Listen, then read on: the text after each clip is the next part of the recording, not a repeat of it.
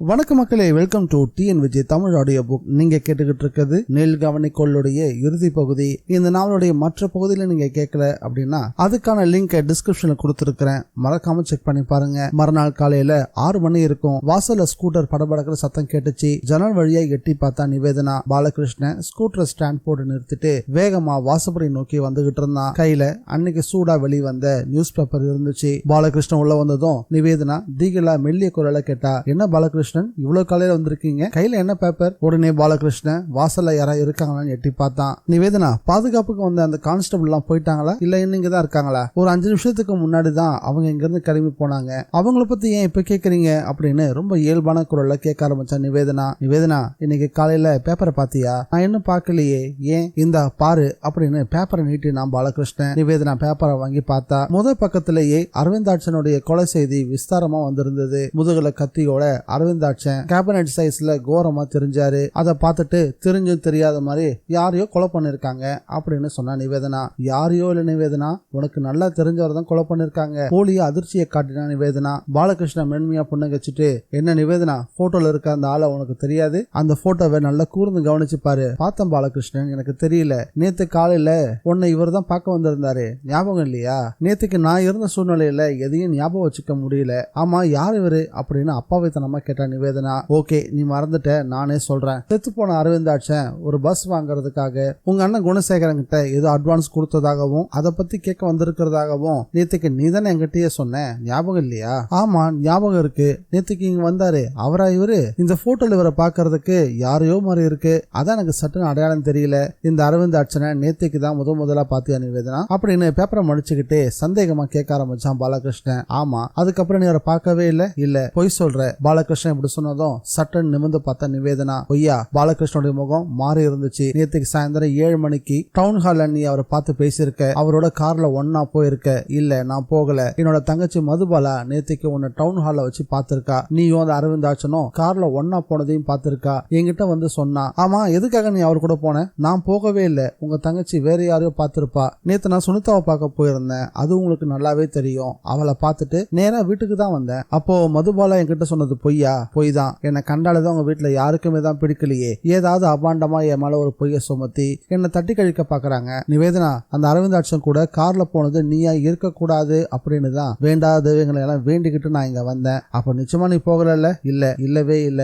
Okay, நான் உன்னை நம்புறேன். மதுபாலா கூட சந்தேகமா தான் சொன்னா. கார்ல ஏறினது நிவேதனா மாதிரி தெரிஞ்சதுன்னு தான் சொன்னா. நான் சரியா பாக்கலன்னு சொன்னா. அப்ப நீ கார்ல போகல அப்படின்னு பாலகிருஷ்ணன் ஊர்ஜிதப்படுத்திக்கிறதுக்காக கேட்கவும், என்ன நம்புங்க பாலகிருஷ்ணன், நான் போகல அப்படின்னு கோபமா சொன்ன நிவேதனா சட்டுன்னு அழவும் ஆரம்பிச்சா. பாலகிருஷ்ணன் அவளை நடத்தி கொண்டு போய் சோஃபால உட்கார வச்சான். இங்க பாரு நிவேதனா, அழாத. நான் உன்னை பத்தி கவலைப்படுறதுக்கான காரணம் இருக்கு. பேப்பர்ல வந்த நியூஸ பூராவும் படிச்சிருந்தா உனக்கு அந்த நிலைமையோட விபரீதம் என்னன்றது புரிஞ்சிருக்கும். அரவிந்தாட்சனை கொன்னது ஒரு பொண்ணா இருக்கலாம் அப்படின்னு போலீஸ் சொல்லுது. இவர் கார்லயே வந்த ஒரு பொண்ணு ஒருத்தி அந்த கொலையை செஞ்சிருக்கலாம் அப்படின்னு முடிவுல போலீஸ் இருக்காங்க. அரவிந்தாட்சன் பங்களாவுக்கு எதிர் வீட்டுல இருக்கிற ராஜாராம் அப்படின்ற ஒருத்தர் அந்த பொண்ணை பார்த்ததா வர சொல்லியிருக்கான். அதனாலதான் நீ அந்த ஆள் கூட கார்ல போனியா இல்லையான்னு நான் மறுபடியும் கேட்டுக்கிட்டு இருந்தேன். பாலகிருஷ்ணன் சொன்னதை கேட்டதும் நிவேதனாவுக்கு உள்ளுக்குள்ள பயம் ஒரே ஆரம்பிச்சது. பாலகிருஷ்ணன் எழுதுனா. சரி, நான் வரட்டுமா நிவேதனா? இதை தெளிவுபடுத்திக்கிறதுக்காக தான் இவ்வளவு காலையில வந்தேன். நிவேதனா போலியா தலையாட்டினா. வலுக்கட்டாயமா புன்னகச்சா. பாலகிருஷ்ணன் வாசலுக்கு வந்து ஸ்கூட்டரை உதச்சி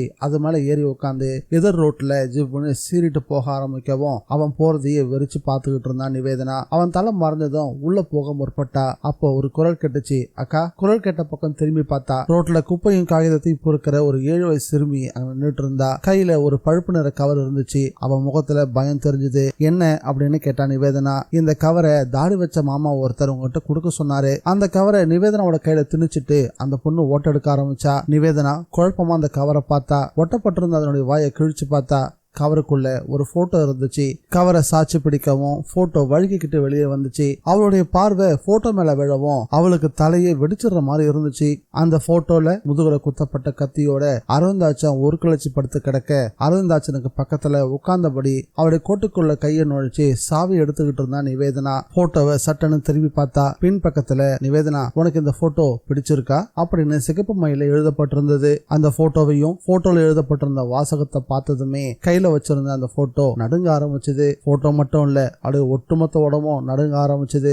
பயத்தோட இந்த போட்டோவை யார் கொடுத்து அனுப்பியிருப்பா அப்படின்னு ரோட்டோட 2 பக்கமும் வேக வேகமா பார்க்க ஆரம்பிச்சா. ஆனா அவளுடைய கண்களுக்கு யாரும் புலப்படவே இல்ல. போட்டோவை மறுபடியும் பார்த்தா போட்டோவை ஒரு சினி ஸ்டைல்ல ரொம்ப நேர்த்தியா எடுத்திருந்தாங்க. கேமரா நிச்சயம் உயர்ந்த ஜாதியா இருந்திருக்கணும், இல்லனா இவ்வளவு துல்லியமா போட்டோ கிடைக்கிறதுக்கான வாய்ப்பே இல்ல. அதுவும் தான் உள்ள இருக்கும் போதுதான் இந்த போட்டோவை எடுத்திருக்கிறாங்க.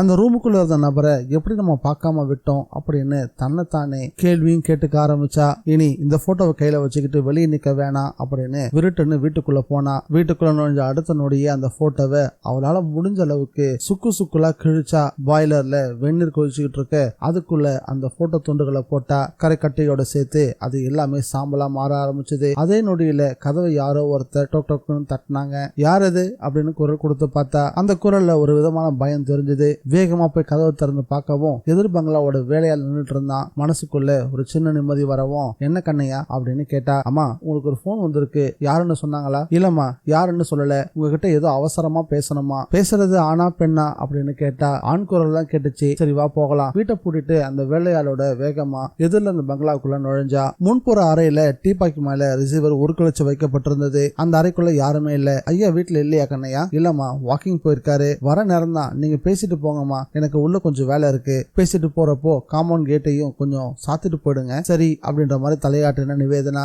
ரிசீவரை எடுத்து ஹலோ அப்படின்னு சொன்னா. Good morning Nivedhana. மறுமுனையில கரகரப்பான ஒரு ஆண் குரல். நேற்றுக்கு காலையில டெலிபோன்ல பேசினானே அதே ஆள். நீ யாரு அப்படின்னு கேட்டா. சொல்றேன் நிவேதனா, அவசியம் சொல்றேன். முதல்ல நான் கேட்கிற கேள்விக்கு நீ பதில சொல்லு. போட்டோவை பாத்தியா, எப்படி இருக்கு அப்படின்னு அந்த மர்ம நபர் கேட்டதும் உடம்பு படபடக்க ஆரம்பிச்சது. நீ அப்படின்னு வார்த்தைகள் வராம தவிக்க ஆரம்பிச்சா. எஸ், நானே தான் அந்த போட்டோ எடுத்தேன். இப்ப கூட அந்த கேமரா என் கையில தான் இருக்கு. அது ஒரு இட்டாலியன் மேக் கேமரா, பிளாஷே வேண்டாம், அமாவாசை இருட்டுல கூட அழகா படம் பிடிக்கும். நிவேதனா அப்படியே பயத்துல உறைஞ்சு போய் கரிசலையா நின்னா. என்ன நிவேதனா, பேச முடியலையோ? கஷ்டம்தான், போன்ல பேசுறது அவ்வளவு உசிதம் இல்ல. ஒண்ணு செய்யி, காலையில 10 மணிக்கு அக்ரி காலேஜோட பொட்டானிக்கல் கார்டனுக்கு வந்துரு. 6 மர உட்காந்து பேசலாம். இல்ல நான் எங்கேயும் வரமாட்டேன். என்ன சொன்ன? வரமாட்டியா? அந்த குரலுடைய அதிகார தோரணை அதிகமாக ஆரம்பிச்சது. ஆமா நிவேதனா, நல்லா யோசிச்சு சொல்லு. யோசிச்சுதான் சொல்றேன். சரி நீ வராத, வந்தா உன் கூட கொஞ்சம் பேசிட்டு இருக்கலாம்னு பார்த்தேன். நீ வரமாட்டேன்னு சொன்னதால காலையில 10 மணிக்கு மேல என்ன பண்றதுன்னு தெரியல நிவேதனா. ஒன்னு செய்யட்டுமா? நீ பார்த்த அந்த போட்டோவை இன்னொரு காப்பி எடுத்துக்கிட்டு ரோட்ல போற இன்னொரு பொடியனை கண்டுபிடிச்சி அந்த போட்டோவை உன்னோட அருமை காதலன் பாலகிருஷ்ணன் கிட்ட சேர்த்துட்டுமா? வேண்டாம், அவர்கிட்ட கொடுத்துறாத அப்படின்னு கத்துறா நிவேதனா. பின்ன எனக்கு எப்படி பொழுது போகுமா? சரி, நான் பொட்டானிக்கல் கார்டனுக்கு வரேன். குட். எத்தனை மணிக்கு வரணும்? 10 மணிக்கு. நான் எப்படி உன்னை அடையாளம் கண்டுபிடிக்கிறது? நீ சிரமப்படாத நிவேதனா, நானே உங்ககிட்ட வந்து பேசுறேன். 10 நிமிஷம் உன்னை அனுப்பிடுவேன், தைரியமா வரலாம். சரி நான் வரேன் அப்படின்னு ஒத்துக்கிட்டா நிவேதனா. அப்புறம் இன்னொரு முக்கியமான விஷயம், பொட்டானிக்கல் கார்டனுக்கு ஆட்டோல வராத, சிட்டி பஸ்ல வா. நார்த் கோயம்புத்தூருக்கு வந்துட்டீங்கன்னா அங்க இருந்து 1A பஸ் இருக்கும், அதுல ஏறி வந்துரு. அப்புறம் டைம் ஆயிட்டு இருக்கு, முதல்ல போய் குளிச்சுட்டு கிளம்பி வா, சரியா அப்படின்னு கிண்டலோட மறுமுனையில அந்த நபர் ரிசீவரை வச்சான். பீரோவை திறக்கும் போதே சந்தோஷப்பட ஆரம்பிச்சா சுனிதா. பீரோவோட உள்ள அறையில பாலித்தீன் கவர்ல அந்த வைரத்துணுக்குகள் அழகா மின்னிக்கிட்டு இருந்துச்சு. கூடவே நகைகளும் சேர்ந்து இருக்கிறதுக்கும் பாக்குறதுக்கே ரொம்ப அழகா இருந்துச்சு. அத ஆசையா தடை கொடுத்து சிரிச்சா சுனிதா. ஆடு எப்பவுமே கசாப்பு கடைக்காரனா நம்புன்னு சொல்லுவாங்கல்ல, அந்த பழமொழி எவ்வளவு உண்மையா இருக்குல்ல அப்படின்னு மனசுக்குள்ள சிரிக்கவும் ஆரம்பிச்சா. இல்லன்னா நிவேதனா என்ன நம்பி எல்லாத்தையும் கொடுத்துட்டு போவாளா? இந்த நகைக்காக தான் குணசேகரனுடைய உயிரை அநியாயத்துக்கும் அவசரமா வாங்க வேண்டியதா போச்சு. அந்த கொலையை தவிர்த்து இருந்திருக்கலாம். நிவேதனாவுடைய அண்ணனா இந்த உலகத்துல கொஞ்ச நாள் உலாவ விட்டுருக்கலாம். அவன் மட்டும் என் தலைமுடிய பிடிக்காம இருந்திருந்தா இதெல்லாம் சாத்தியமா இருந்திருக்கும். ஆனா அவன் தான் அவசரப்பட்டு என் தலைமுடியை பிடிச்சிட்டானே. சுனிதா ஒரு நொடி கவலைப்பட்டுட்டு மறுபடியும் அலட்சியமத்தன தோள்களை குலுக்கிக்கிட்டா. மொத்தம் எவ்வளவு நகைகள் இருக்கும் எண்ணி பார்க்கலாமா அப்படின்னு யோசிச்சா. அதே நேரத்துல வாசல்ல காலிங் பெல் அலற ஆரம்பிச்சது. பீரோவை சட்டன்னு மூடினா சுனிதா. கதவை அரைஞ்சு லாக் செஞ்சுட்டு சாவி கொத்த இடையில சொருகிக்கிட்டு வாசலை நோக்கி போக ஆரம்பிச்சா. காலிங் பெல் பொறுமை இல்லாம மறுபடியும் சத்தம் போட ஆரம்பிச்சது. வரேன் அப்படின்னு சொல்லிக்கிட்டே போனா. கதவை திறந்து பார்த்தா எதிரில மனோகர் நின்றுட்டு இருந்தான். அவன் முகம் பூராவும் ஒரே சிரிப்பு தான். வா மனோகர், என்ன இவ்வளவு காலையில?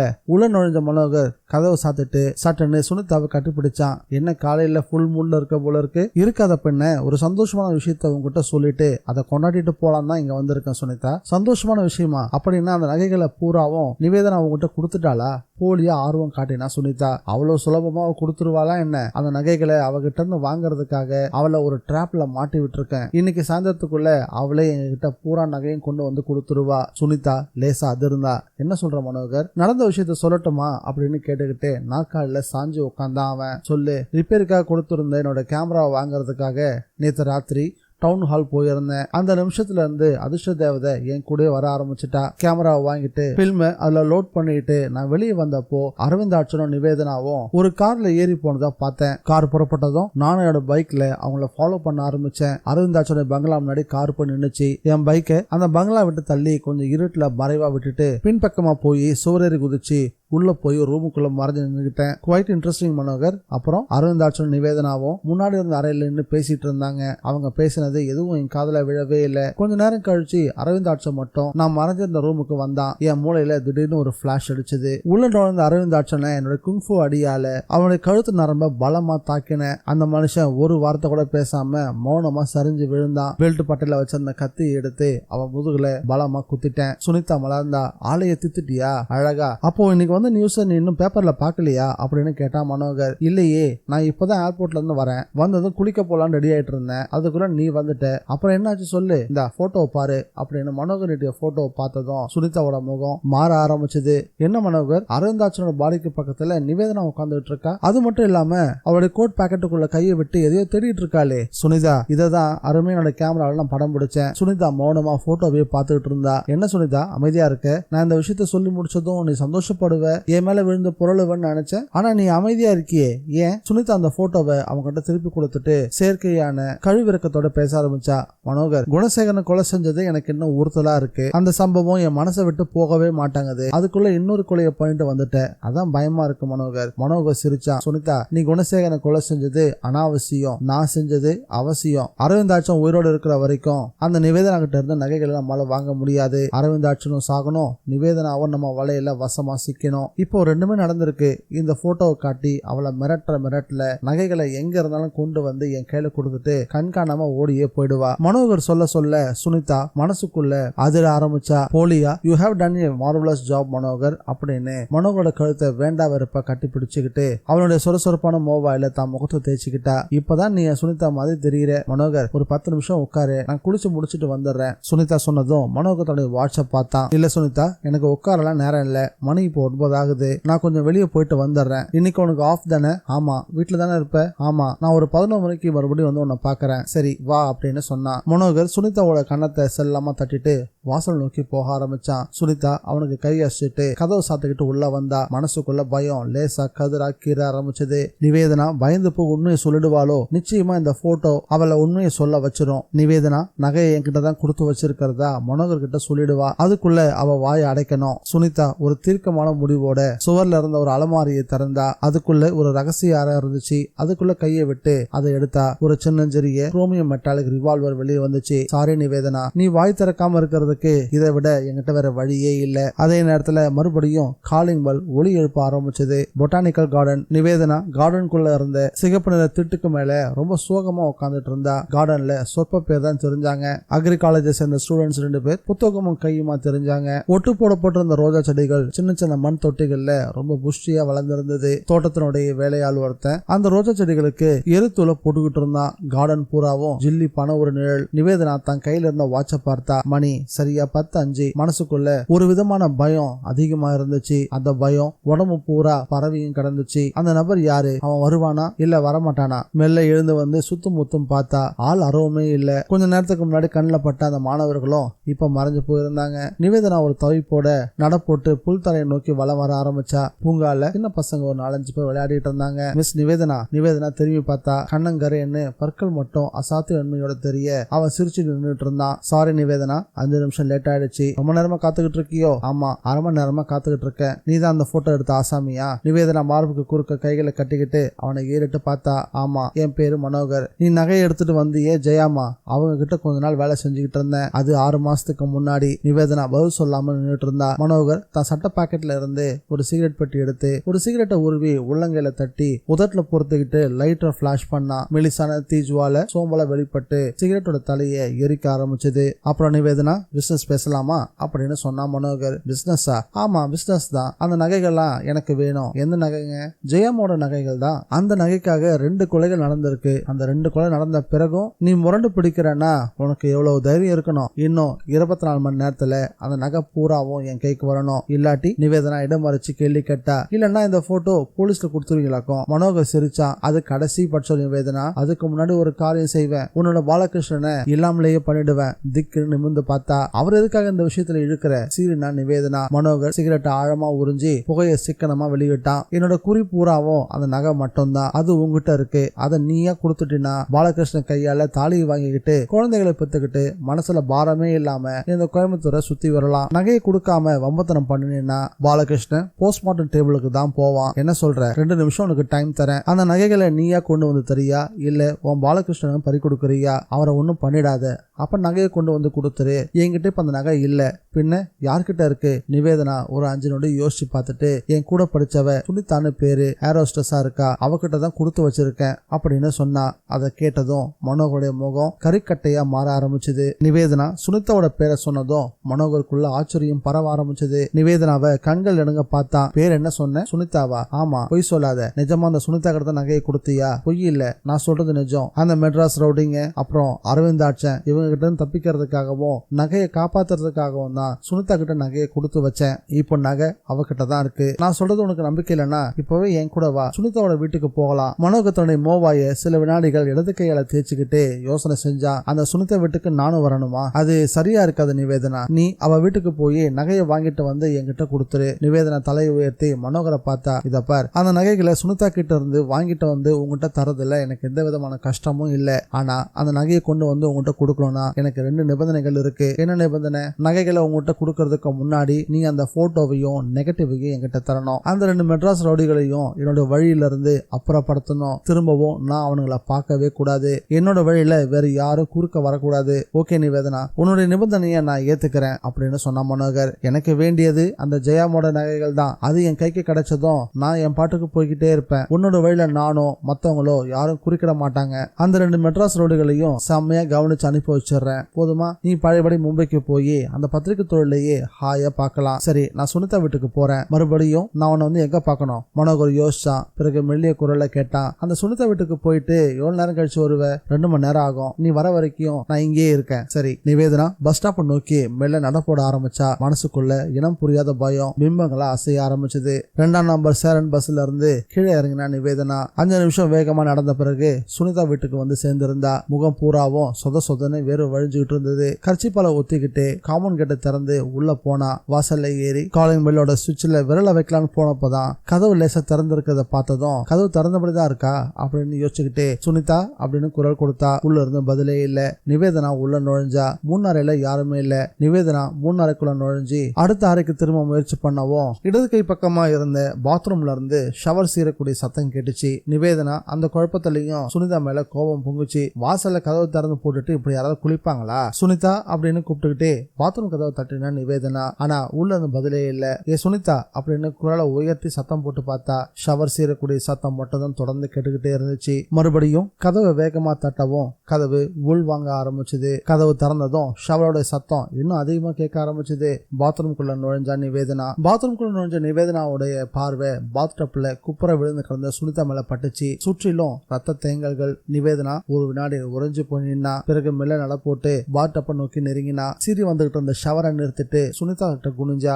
மார்பு வரைக்கும் ஏத்தி கட்டப்பட்டிருந்த டவல் ரத்தத்தை நிறைய உறிஞ்சிருந்தது. வயிற்று குழைவுல ரத்த சகதியில அந்த கத்தினுடைய பழுப்பு பிடி தெளிவா தெரிஞ்சது. தொண்டை பகுதியில இருந்தும் ரத்தம் வெளியேறிக்கிட்டு இருந்துச்சு. சுனிதா எப்பவோ உயிரை விட்டு இருந்தா. இத பார்த்ததும் சுனிதான்னு சொல்லி அலற ஆரம்பிச்சா நிவேதனா. நிவேதனா ஏக பயத்துல ரொம்பவே தடுமாற ஆரம்பிச்சா. தடுமாறியபடியே பாத்ரூமை விட்டு வெளியே வந்தா. பெருமூச்சோட கதவு சாத்தினா. வீட்டுல நிலவிட்டு இருந்த அந்த அமானுஷ அமைதி நிவேதனாவுக்கு பெரும் பயத்தை உண்டாக்குச்சு. என்ன செய்யலாம்? வெளியே ஓடிடலாமா? பார்வையை சுத்தம் முத்தம் அலைய விட்டா. அலமாரி, வீடியோ டெக்கோட தலை, ரேடியோ ஸ்டாண்ட், டெலிபோன் உட்காந்து இருந்த டீப்பா, சோஃபா கம் பெட், நாற்காலி, பிஸ்டப் உச்சி, ரெக்ஸின் மேஜை விரிப்பு, ஜன்னல் திட்டுகள், கடைசியா கட்டில் மேல இருந்த படுக்க விரிப்புல அங்க அந்த காட்ரேஜ் பீரோவுடைய கொத்து சாவி சிரிச்சுட்டு இருந்தது. சாவி கொத்த தாவி எடுத்தா நிவேதனா. ரொம்ப பெருசா மூச்சு விட்டபடியே வியர்த்து விறுவிறுத்து போயிருந்தா நிவேதனா. வேகமா போய் சாவியை பொருத்தி பீரோவை திறந்தா. அவசர அவசரமா எல்லாத்தையும் களைச்சு போட்டா. கடவுளே, அந்த நகைகள் எல்லாமே இந்த பீரோக்குள்ளதான் இருக்கணும். நிவேதனா உடம்பு பூராவும் பயம் பரவி இருந்துச்சு. பீரோல இருந்த எல்லாத்தையும் இழுத்து போட ஆரம்பிச்சா.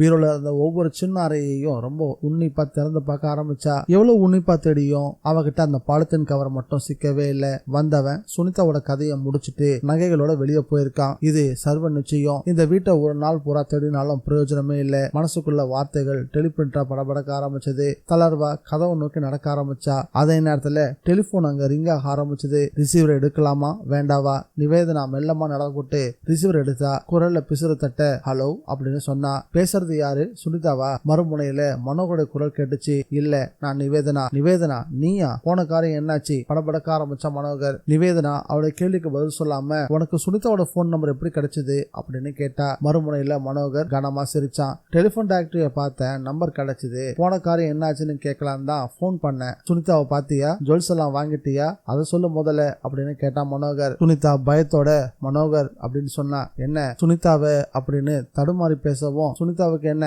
அவளை யாரோ கொலை பண்ணிருக்காங்க, பாடி பாத்ரூம்ல இருக்கு.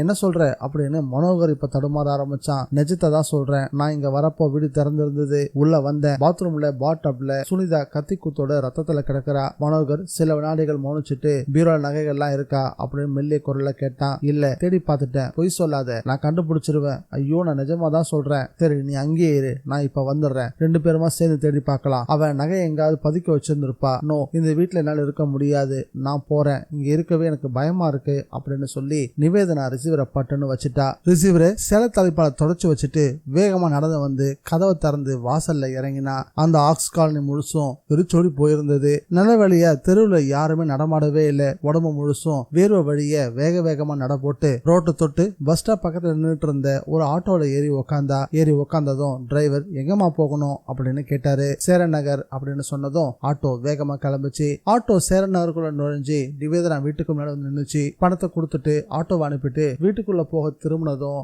அதிர்ந்து போய் நின்னா. ஒரு மோட்டார் பைக் அவளை நோக்கி படு வேகமா வந்து நின்னுச்சு. பைக்ல இருந்து இறங்கினது மனோகர் கோவமா நிவேதனாவை பார்த்தான். நிவேதனா வாசல்ல அசையமா அப்படி நின்னுட்டா. பார்வையில ஒரு விதமான திகில் இருந்துச்சு. நிவேதனா சுத்தமுத்தும் பார்த்தா. சேரநகர் குடியிருப்புல 4-5 பெண்கள் எதிர்ப்புற வீடுகள்ல இருந்து நிவேதனாவையும் மனோகரையும் கூர்ந்து கவனிச்சுட்டு இருந்தாங்க. நிவேதனா தாழ்ந்த குரல்ல மனோகர் கிட்ட பேச ஆரம்பிச்சா. இங்க எதுவுமே பேசாத, வா வீட்டுக்குள்ள போய் பேசலாம் அப்படின்னு சொன்னா. பூட்டை திறந்துகிட்டு நிவேதனா வீட்டுக்குள்ள போக பின்னாடியே மனோகர் பின் தொடர்ந்தான். கரகரத்த குரல்ல கேட்டான். நிவேதனா, சுனிதா வீட்டுல எல்லா இடத்தையும் அலசி பார்த்துட்டியா? பார்த்துட்டேன். நகை உன் கைக்கு கிடைக்கலையா? இல்ல, கிடைக்கவே இல்ல. நிவேதனா, என்கிட்ட போய் சொல்லாத. நான் எதுக்காக போய் சொல்லணும்? இந்த நகை பூராவும் சுனிதா கிட்ட இருக்கட்டும்னு நான் தான் கொடுத்து வச்சேன். இது யாரோ தெரிஞ்சுக்கிட்டு தான் அவளை தீர்த்து கட்டிட்டு அந்த நகைகளை எடுத்துட்டு போயிருக்காங்க. மனோகர் உதறு பிரியாமல் சிரிச்சான். சுனிதா கிட்ட நகைகளை நீ கொடுத்து வச்சிருக்கிற விஷயம் ஒன்ன தவிர வேறு யாருக்குமே தெரியாதுன்னு சொன்னேன். ஆமா சொன்னேன். அப்போ சுனிதாவை கொண்டது யாரு? அந்த கொலையை யார் பண்ணான்னு எனக்கு தெரியாது. ஒருவேளை அந்த சென்னை ரவுடி 2 பேரும் அதை செஞ்சிருக்கலாம். நான் சுனிதா வீட்டுக்கு போறத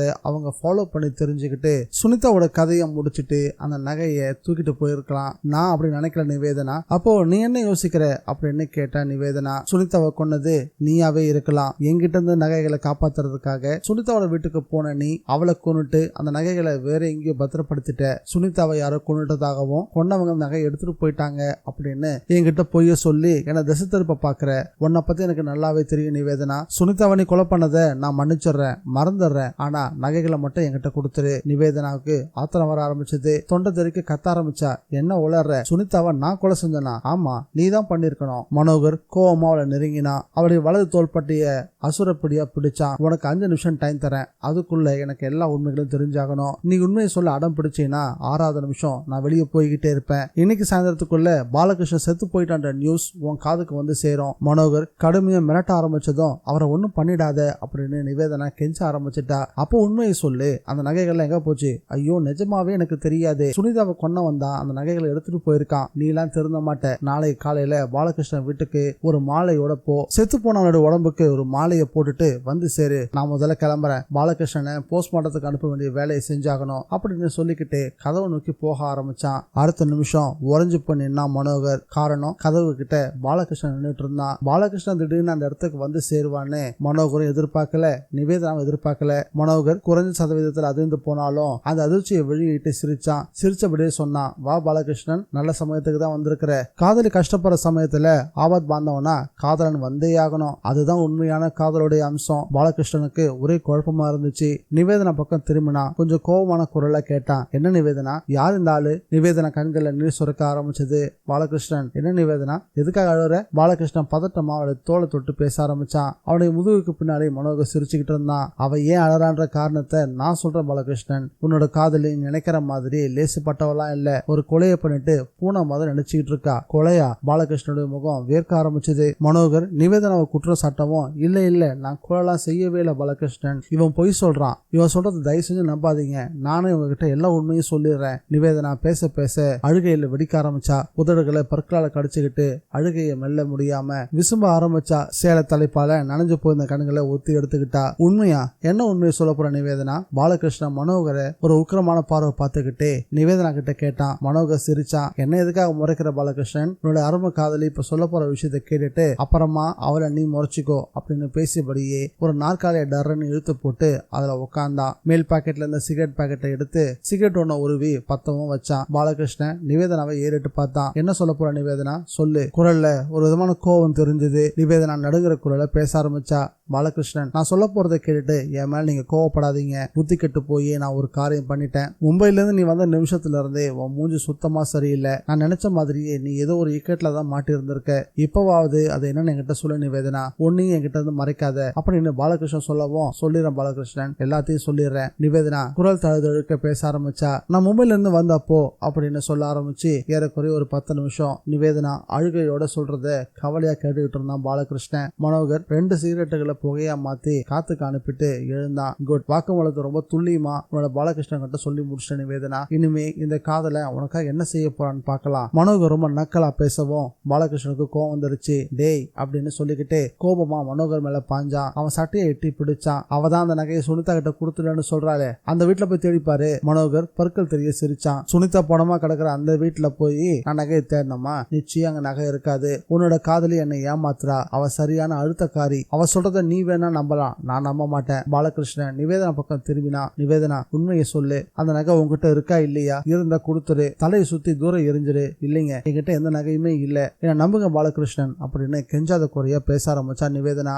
உன்னை நம்புறதா? உன்னை எப்படி நான் நம்புறது அப்படின்னு கேவலமா சிரிச்சான் மனோகர். இத பார், மரியாதை நீங்க இருந்து போயிடு. சாயந்தரம் 6 மணிக்கு இங்க வா. அந்த நகைகள் இவகிட்ட இருந்தா எப்படியாவது நான் பேசி வாங்கி வைக்கிறேன், வந்து வாங்கிட்டு போ. ஒருவேளை வாங்கி வைக்காட்டி அவளை உங்ககிட்ட ஒப்படைச்சிடுறேன். அதுக்கப்புறம் நீயே முடிவு பண்ணிக்கோ. இது எதுக்கு? இப்ப எனக்கு இருக்கிற ஒரே எண்ணம் அந்த நகை மட்டும்தான். அதை வாங்கி கொடுத்துரு, நான் விலகி போயிடுறேன். நீ அவ கழுத்துல தாலி கட்டுவியோ கட்டாம போவியோ அது ஓம்பாடு. சரி, அதை நான் பாத்துக்கிறேன். முதல்ல நீங்க இருந்து கிளம்பு, இடத்த காலி பண்ணு அப்படின்னு கோவமா சொன்னான் பாலகிருஷ்ணன். மனோகர் இடத்தை விட்டு நகர ஆரம்பிச்சான். போறதுக்கு முன்னாடி சரியா 6 மணிக்கு வருவேன் அப்படின்னு சொல்லிட்டு வேகமா வெளியே போனான். மனோகர் வாசக்கதவை திறந்துட்டு வாசப்படில இறங்கி திருவிழா மறைஞ்சு போனான். மனோகருடைய தலை மறைஞ்சதுமே நிவேதனாவுக்கு துக்கம் அதிகமாக ஆரம்பிச்சது. தன்னுடைய மோவாயை தடவியபடியே பாலகிருஷ்ணன் யோசனையா நிவேதனாவையே பார்த்துக்கிட்டு இருந்தான். நிவேதனாவால பாலகிருஷ்ணோட கண்களை பார்க்கவே முடியல. அவளுக்கு ரொம்பவே சங்கடமா இருந்ததால தான் முகத்தை தான் கையில பதிச்சுக்கிட்டு அழ ஆரம்பிச்சுட்டா. பாலகிருஷ்ணன் நெருங்கி வந்து தலையை தொட்டான். இதப்பா நிவேதனா, அழறதுக்கு இது நேரம் இல்ல, எனக்கு என்ன செய்யுதுன்னு தெரியல பாலகிருஷ்ணன், பயப்படாத, நான் இருக்க நிவேதனா.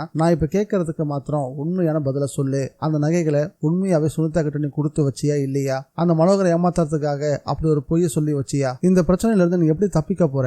உனக்கு ஏதாவது தோணுதா இல்லையா? எனக்கு எதுவுமே தோணல. சரி, நான் சொல்றபடி கேட்கிறேன் நிவேதனா. சொல்லுங்க பாலகிருஷ்ணன், இந்த நிமிஷம் நீங்க தான் எனக்கு வெளிச்சம். நீங்க என்ன சொல்றீங்களோ நான் அதை அப்படியே கேட்கிறேன். கவனி நிவேதனா, இன்னைக்கு சாயந்தரம் 6 மணிக்கு அந்த மனோகர் இங்க வருவான். அப்போ நானும் உன் கூட இருப்பேன். அவன் நகைகளை கேட்பான். நீ அடுத்த வினாடி வாய் கூசாம ஒரு பொய்ய சொல்லு. பொய்யா? ஆமா, பொய் தான். அந்த நகைகள் பூராவும் இங்க இருந்து 20 கிலோமீட்டர் தூரத்துல இருக்கிற பொன்னுத்து ஃபாரஸ்ட் ஏரியாக்குள்ள ஒரு பாறைக்கு பின்னாடி புதைச்சு வச்சிருக்கிறதா சொல்லு. இப்பவே கூட வந்தா அதை தோண்டி எடுத்து கொடுக்கறதாவும் அவன் கிட்ட சொல்லி அங்க நம்ம அவனை கூட்டிட்டு போகலாம். கூட்டிட்டு போய் பாலகிருஷ்ணனை பயத்தோட பார்த்தா நிவேதனா. பாலகிருஷ்ணன் சிரிச்சான். பயப்படாத நிவேதனா, அவனை ஒன்னும் பண்ண மாட்டோம். சும்மா 2 தட்டு தட்டி துப்பாக்கி முனையில அவனை மிரட்டி அந்த போட்டோவையும் நெகட்டிவையும் வாங்கிக்கலாம். அவனை பார்த்தா அவ்வளவு சுலபமா ஏமாற மாதிரி தெரியலையே பாலகிருஷ்ணன். அவனை உங்களால தனியா சமாளிக்க முடியுமா பாலகிருஷ்ணன் அப்படின்னு கேட்கவும், அவனை சமாளிக்கிறானா இல்லையான்னு அந்த ஃபாரஸ்டுக்கு வந்து பாரு நிவேதனா அப்படின்னு ஆக்ரோஷமா சொன்னான் பாலகிருஷ்ணன். என்னடா இது பெரிய பேஜாராக்குது. சாயங்காலம் 7 மணிக்கெல்லாம் அந்த போலீஸ் வந்து காவலுக்கு நிக்குது.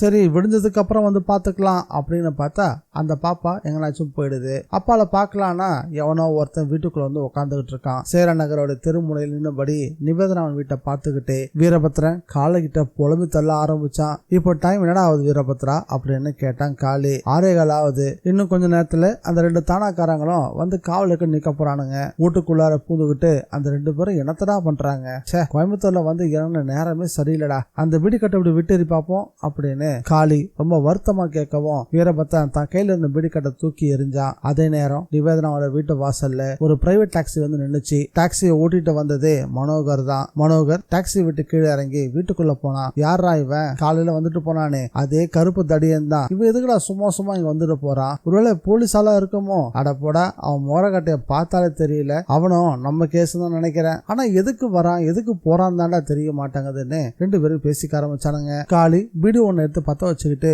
மெலிதா புகை விட்டுக்கிட்டே இருக்கக்கூடிய அதே நேரத்துல வீரபத்ரன் பதட்டமானா. டே காளி, அந்த 2 மஃப்டி போலீஸும் நம்மள தானே பாத்துக்கிட்டு கிட்ட வராங்க, வேகமா நகரு, அப்பால வந்து கண்டுக்கலாம் அப்படின்னு நகர ஆரம்பிச்சானுங்க. பின்னாடியே அந்த கரகரப்பான குரல் கட்டுச்சு. டேய் 2 பேர் நில்லுங்கடா. காதோரமா நரைச்ச அந்த உயரமான மஃப்டி போலீஸ்காரர் அவனுங்களே நெருங்கினாரு. எட்டு பிடிச்சாரு. புறங்கையை வீசி சுறுசுறுப்பா 2 அறையில கண்ணங்களை விநியோகிச்சாரு. இந்த 2 நாளா இதே ஏரியால சுத்தி வரீங்களே, என்னடா விஷயம்? 2 பேரோட காலர் பகுதியில கணிசமா கசக்கி நெட்டி தள்ளிபடி ரோட்டோவா நின்றுட்டு இருந்த வேனை நோக்கி கூட்டிட்டு போனாரு மஃப்டில இருந்த அந்த போலீஸ்காரர். சார் நாங்க அசலூர் சார், ஒரு தப்பும் பண்ணல சார், எதுக்கோசரம் சார் எங்களை கூட்டிட்டு போறீங்க அப்படின்னு காளி வீரபத்ரனும் பதறவே ஆரம்பிச்சிட்டாங்க.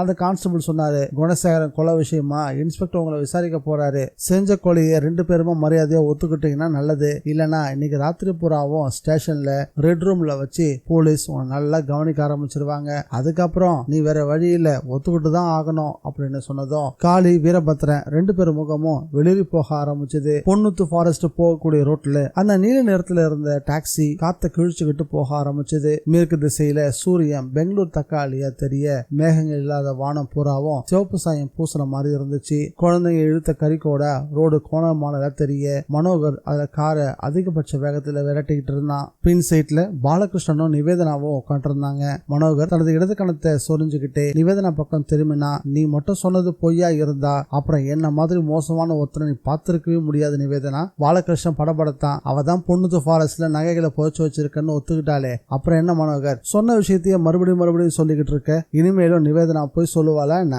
பார்க்கலாம். இன்னொரு 15 நிமிஷத்துல நிவேதா சொன்னது உண்மையா இல்ல பொய்யான்னு அப்பட்டமா தெரிஞ்சிட போகுது. கார் வளைவுகளை வேகம் குறையாம அனாவசியமா சீறி பாஞ்சுக்கிட்டு இருந்தது. ஆமா மனோகர், இந்த பிரைவேட் டாக்ஸி யாரோடையது அப்படின்னு கேட்டான் பாலகிருஷ்ணன். இது என் ஃப்ரெண்டோடையது, அடிக்கடி எடுத்துக்கிட்டு வந்துருவேன். இன்னைக்கு இந்த டாக்ஸியை கொண்டு வந்தது நல்லதா போச்சு. இந்த நிமிஷம் வரைக்கும் எனக்கு நம்பிக்கையே இல்ல பாலகிருஷ்ணன். நிவேதனா இவ்வளவு தூரம் தனியா வந்த நகைகளை புதைச்சிட்டு போயிருப்பா, புதைச்சிருக்காலாமே, என் மேல சத்தியம் பண்ணி சொன்னா மனோகர். சுனிதா கிட்ட நகை கொடுத்து வச்சது பொய்யா இருந்தா சுனிதாவை யாரு எதுக்காக கொலை செஞ்சிருப்பாங்க? அவளுக்கு எத்தனையோ பாய் ஃப்ரெண்ட்ஸ் இருக்காங்க, அதுல ஒருத்தன் ஏதாவது ஒரு காரணத்துக்காக கொலையை செஞ்சிருக்கலாம்ல அப்படின்னு பாலகிருஷ்ணன் சொல்லவும் மனோகர் எதுவுமே பேசாம டாக்ஸியை இன்னும் விரட்ட ஆரம்பிச்சான். ஸ்பீடாமீட்டர்ல சிவப்பு போல் நிலை கொள்ளாமல் ஓட ஆரம்பிச்சது. 20 நிமிஷம் தான் பொன்னுத்து ஃபாரஸ்டுக்குள்ள அந்த டாக்ஸி நுழைஞ்சிட்டு இருந்தது. நெருப்பு துண்டை எடுத்து ஒத்தி வச்ச மாதிரி காளியோட பின்னங்கழுத்துல பள்ளின்னு ஒரு அறை விழுந்துச்சு. இன்ஸ்பெக்டர் அவினாஷ் உக்கிரமா அவனை பார்த்தாரு. வீரபத்ரன் ஏற்கனவே ஒத்துட்டு வர கிழிபட்டு ஓரமா நின்றுட்டு இருந்தான். சொல்ற, குணசேகரன் எதுக்காக கொலை செஞ்சீங்க?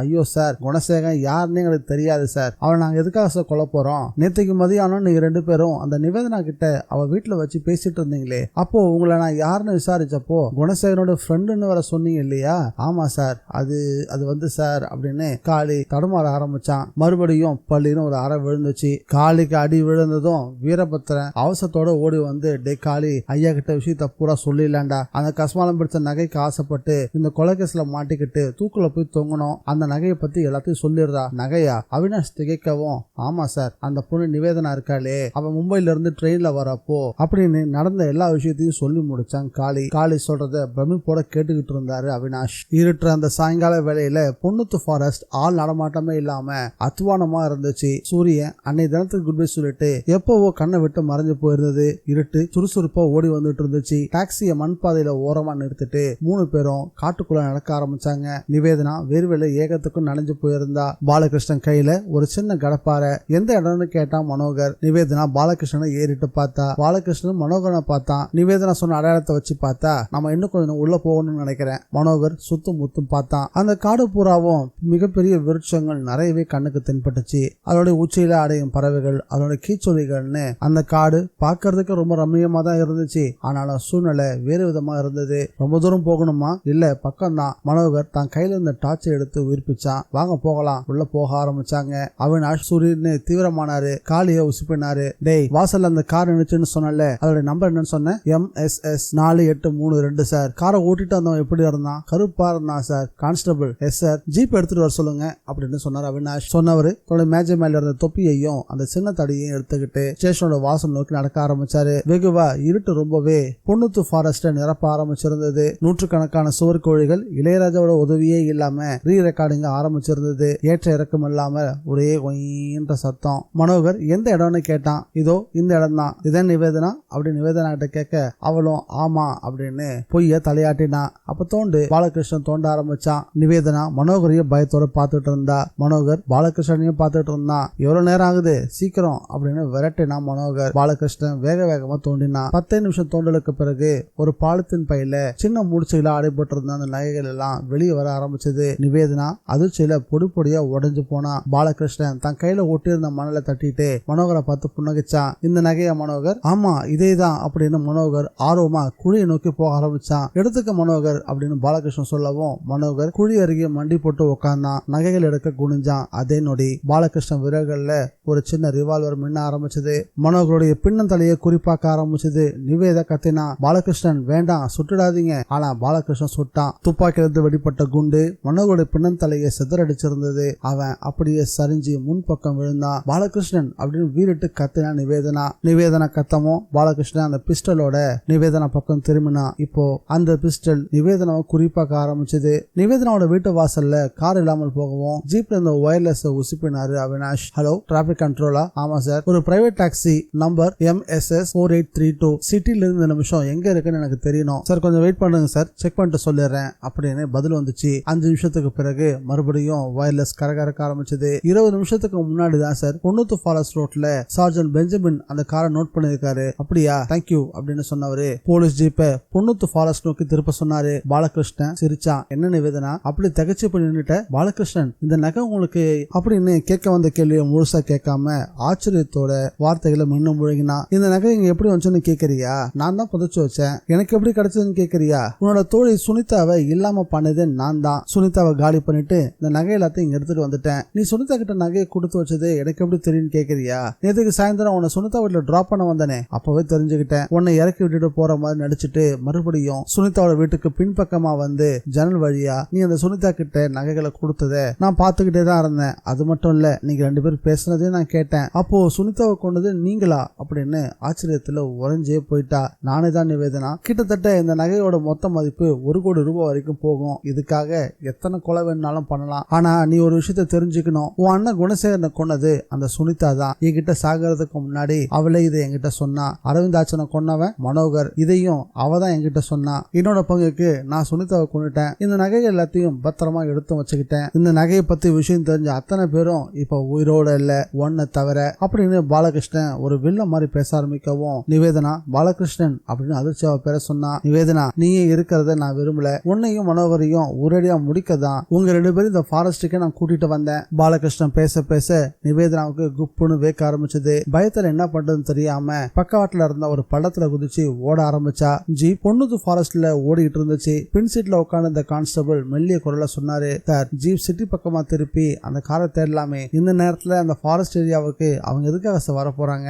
எதுக்கும் இந்த எண்டு வரைக்கும் போய் பார்த்துட்டு வந்துடலாம். அந்த இருட்டுல தெற்கு திசை தெரியாம நிவேதனா ஓடிக்கிட்டு இருந்தா. வெள்ளமா வியர்வை. அவளுக்கு பின்னாடி கொஞ்சம் தொலைவில் டார்ச் வெளிச்சம் தெரிஞ்சது. பாலகிருஷ்ணன் கையில டார்ச் வச்சுக்கிட்டு ரிவால்வரோட ஆவேசமா தெரிஞ்சான். வாயால மூச்சு வாங்கிக்கிட்டு கண்ணு முன்னு தெரியாம ஓடிக்கிட்டு இருந்த நிவேதனா ஒரு வினாடி நின்னா. நிவேதனா நின்னதுமே இதுதான் சமயம் அப்படின்னு அவளுடைய முதுக பார்த்து சுட ஆரம்பிச்சான் பாலகிருஷ்ணன். பாலகிருஷ்ணன் சுட்டதும் துப்பாக்கில இருந்து வெளிப்பட்ட குண்டு நிவேதனாவுடைய தலைக்கு மேல விஷன்னு சீறிட்டு போனது அவளால நல்லாவே உணர முடிஞ்சது. துப்பாக்கில இருந்து வந்த அந்த தோட்டா ஒரு மரத்துல போய் நறுக்குன்னு பதிவும் செஞ்சது. அதுக்கான சத்தமும் அவளுக்கு தெளிவா கேட்டுச்சு. நிவேதனாவுக்கு மயக்கம் வர மாதிரி இருந்துச்சு. 2 கண்களும் கிட்டத்தட்ட இருட்டவே ஆரம்பிச்சது. பயம் கால்களை ஓட விடாம பின்னுக்கு இழுத்துச்சு.